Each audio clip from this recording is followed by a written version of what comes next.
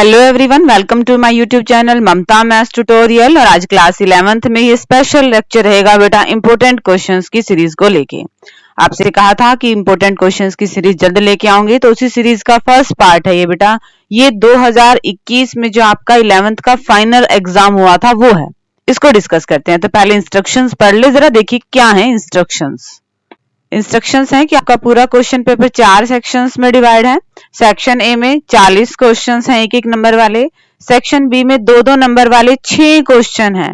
Section C में 4-4 number वाले 4 question हैं। और सेक्शन डी में 6-6 नंबर वाले 2 क्वेश्चन हैं। बाकी पूरे क्वेश्चन पेपर में कोई चॉइस नहीं है, सिर्फ इस सेक्शन डी में ये जो 2 लॉन्ग क्वेश्चन है ना, इनके बीच में इंटरनल चॉइस है। ठीक है, तो सबसे पहले हम करते हैं सेक्शन ए के क्वेश्चंस को। और बेटा ध्यान दीजिएगा कि जितने क्वेश्चंस आप करेंगे उसमें से कितने सही हैं कमेंट सेक्शन में आप मार्क्स जरूर बताएंगे। तो देखिए फर्स्ट सम क्या है इस सेक्शन ए का। Answer the following objective type question. First sum, if A में क्या है, x है और x आपके पास प्राइम नंबर्स हैं, तो सेट ए क्या हो गया, फाइनाइट हो गया, नल हो गया, इनफाइनाइट हो गया। अब यहाँ पे कोई बाउंडेशन नहीं है कि यहाँ तक के प्राइम नंबर आपने बताने हैं, वो तो ढेर सारे प्राइम नंबर्स होते हैं। तो हमारे पास यहाँ पे ये सेट क्या आ जाएगा, इनफाइनाइट। सेकंड, अगर ए कोई सेट है और उसके एलिमेंट्स क्या है, ए ई आई ओ यू है, तो नंबर ऑफ सबसेट्स क्या आएंगे। बेटा हमारे पास इसका फॉर्मूला है, अगर इसी किसी सेट में n एलिमेंट्स हैं तो नंबर ऑफ सबसेट्स क्या बनेंगे, 2 की पावर n बनेंगे। और यहाँ पे कितने एलिमेंट है, 1 2 3 4 5, तो इसके सबसेट क्या बनेंगे, 2 की पावर 5, और वो कितने होते हैं, 32 32 होते हैं। Third one, the value of 2 sin square pi by 3 minus cos square pi by 6 plus tangent square pi by 6, values रखनी है। 2 sin पाई बाय 3 की वैल्यू, पाई की वैल्यू 180 रखें तो sin 60 की वैल्यू क्या होती है बेटा, √3/2। ये स्क्वायर है तो हमने स्क्वायर लगा दिया। cos पाई बाय 6, cos 30 की वैल्यू यही होती है √3/2, स्क्वायर है तो स्क्वायर लगा दिया। टेंजेंट पाई बाय 6, 180 टेंजेंट 30 की वैल्यू होती है 1/√3, और ये स्क्वायर लगा दिया। इसको सोल्व कर लें, 2 √3/2 का स्क्वायर करेंगे तो ये क्या बनेगा, 3/4 माइनस में 3/4 प्लस में 1/3। यहाँ पे 2 से काट दें, क्या बनेगा, यहाँ लिख देती हूँ बेटा, 3/2 माइनस 3/4 प्लस में 1/3। इनका एलसीएम ले, 12 एलसीएम आएगा। 12 को 2 से भाग करेंगे 6 और 6 3 18। 12 को 4 से भाग करेंगे 3 3 3 9, और ये आएगा आपके पास 4। 18 और 4 22, 22 में से 9 गए, 13/12। यस, ऑप्शन में ये वाला ऑप्शन आपका करेक्ट है। Question number 4, if A set के एलिमेंट क्या है, ए बी सी, और बी सेट के एलिमेंट क्या है, A B C D E, then A intersection B क्या आएगा इनमें से, ए इंटरसेक्शन बी निकालें जरा हम। ए और बी में जो तो कॉमन है, ए बी सी, ये तीन ही एलिमेंट कॉमन है। और ध्यान से देखें तो ये आपका क्या है, सेट ए ही तो है, तो ये आपका आंसर आ जाएगा। ठीक है, क्वेश्चन नंबर 5 देखिए बेटा। Question number 5, in a school there are 20 teachers who teach mathematics और फिजिक्स। ऐसे 20 टीचर हैं जो मैथमेटिक्स या फिजिक्स पढ़ाते हैं। मैथमेटिक्स में अगर हम m से डिनोट करें, फिजिक्स वाले सेट को हम p से डिनोट करें, तो number of element in m union p, ये आपको क्या दे रखे हैं बेटा, 20। Of these 12 teach maths, maths पढ़ाने वाले हमें कितने दे रखे हैं, 12। And 4 teach physics and maths, दोनों पढ़ाने वाले 4 हैं, तो यानी कि इंटरसेक्शन है m इंटरसेक्शन p, ये कितने आपके पास 4। The number of teacher who teach physics, हमें निकालना है n ऑफ p। फॉर्मूला लगाते हैं, n of m union p, number of teachers who teaches mathematics plus number of teachers who teach physics, और minus में इनकी इंटरसेक्शन। वैल्यूज पुट कर दें, ये 20 है, ये 12 है, ये तो हमें निकालने हैं, और ये माइनस में 4। 12 में से 4 गए 8, और 8 इधर जाएगा तो ये आपके पास क्या बनेंगे, 12। फिजिक्स पढ़ाने वाले टीचर्स हमारे पास क्या है बेटा, 12 हैं। ठीक है, इस तरह से हम कर सकते हैं। क्वेश्चन नंबर 6, अगर ए सेट के एलिमेंट क्या है, 0 1 2 3 4 5 6 7 है, और A relation R is defined from A to A, एक रिलेशन डिफाइंड है। रिलेशन क्या है, इसमें ऐसे ऑर्डर्ड पेयर हैं एक्स वाई की फॉर्म में, और वाई क्या है, जब एक्स में 5 जोड़ो तो वाई आता है। एक्स और वाई दोनों ए से लिए गए हैं, तो रेंज बतानी है आपने। पहले आर के एलिमेंट देख लें हम। आर में कौन कौन से एलिमेंट आएंगे, यहाँ पे एक्स की जगह 0 रखें, 0 और 5 वाला पेयर बनेगा जो इस कंडीशन को सेटिस्फाई करेगा। 1 और 6 वाला पेयर बनेगा, 2 और 7 वाला पेयर बनेगा, 3 और 8 वाला नहीं बनेगा क्योंकि y भी आपका किस में से है, a में से है और 8 है नहीं यहाँ पे, तो ये आपके पास रिलेशन के एलिमेंट्स हैं। डोमेन क्या होती है, इसका फर्स्ट एलिमेंट, और रेंज क्या होती है इसका सेकंड एलिमेंट। तो रेंज के एलिमेंट क्या आएंगे, 5, 6 और 7। डिस्कस करते हैं क्वेश्चन नंबर 7 को। अब क्वेश्चन नंबर 7 देखिए बेटा, in a circle of diameter 40 centimetre, एक सर्कल है और इसका डायमीटर हमारे पास क्या है, 40 सेंटीमीटर है। The length of code is 20 centimetre, एक कोड है, एक जीवा है जिसकी लंबाई कितनी है, 20। The length of minor arc, हमें ये निकालनी है। ये लेंथ को हम क्या रिप्रेजेंट करते हैं, एल से, और एल का फॉर्मूला क्या होता है बेटा, आर थीटा। आर मतलब रेडियस, रेडियस कितनी है, जब डायमीटर 40 है तो रेडियस 20 है। थीटा की वैल्यू और देखते हैं। अब रेडियस 20, ये भी आपके पास 20 और कोड की लेंथ भी 20, तो ये ट्राइंगल क्या बन गई, इक्विलेटरल ट्राइंगल बन गई, समबाहु त्रिभुज बन गई। और इसका हर एक कोण कितने डिग्री का होता है बेटा, 60 डिग्री का होता है। बट जब हम ये फॉर्मूला यूज करते हैं तो एंगल को हम डिग्री में नहीं लिखते हैं, रेडियन में लिखते हैं। 60 डिग्री को हम क्या लिख सकते हैं, पाई बाय 3, पाई बाय 3। ये आ गया आपके पास एल की वैल्यू। ठीक है बच्चे, क्वेश्चन नंबर 8, यदि टेंजेंट एक्स की वैल्यू ये है, एक्स सेकंड क्वाड्रेंट में है, तो साइन एक्स की वैल्यू निकालनी है। टेंजेंट एक्स की वैल्यू है, यहां से हम सीकेंट एक्स निकाल सकते हैं। फॉर्मूला क्या होता है सीकेंट एक्स का, 1 प्लस टेंजेंट स्क्वायर एक्स का root.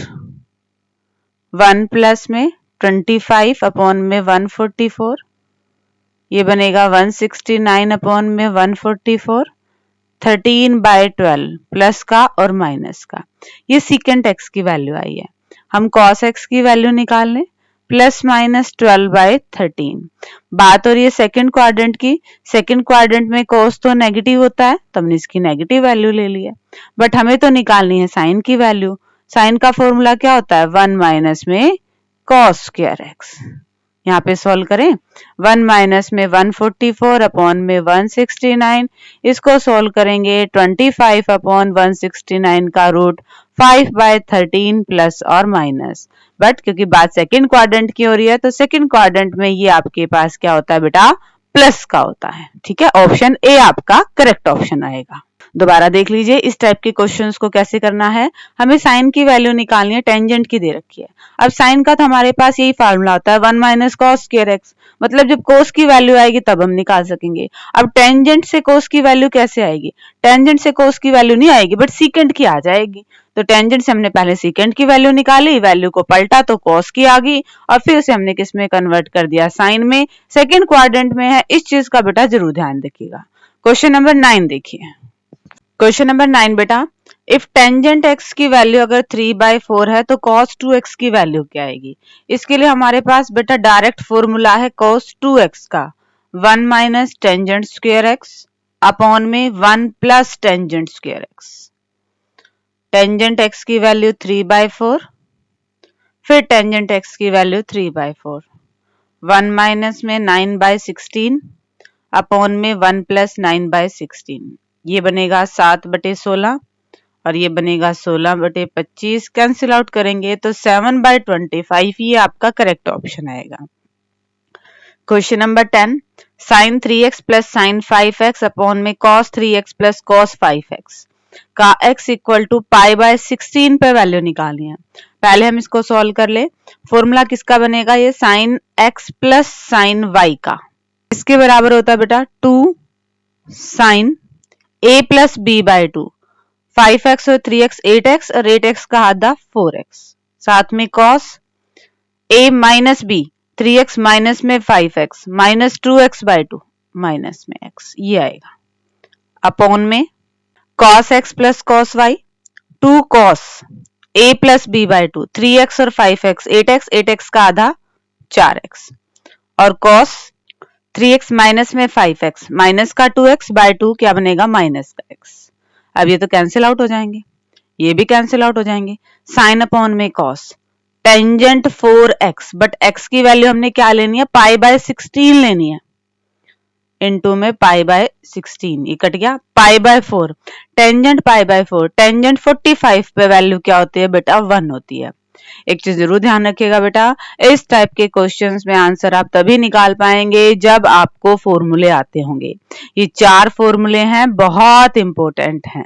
cos x plus cos y, cos x minus cos y, sin x plus sin y और sin x माइनस में sin y का। देखो इसमें डायरेक्ट हमने फॉर्मूला यूज किया है और बाकी x की वैल्यू रखी है। ठीक है, डिस्कस करते हैं क्वेश्चन नंबर 11 को। Question number 11 cos 75 degree. अब cos 75 डिग्री की डायरेक्ट वैल्यू हमें नहीं पता, हमें इसको सॉल्व करना पड़ेगा। cos 45 डिग्री प्लस में 30 डिग्री, और अब फॉर्मूला लगाएंगे cos x प्लस y का। किसके बराबर होता है बेटा? cos x cos y minus sin x sin y। तो ये बनेगा cos x cos y minus में sin x sin y।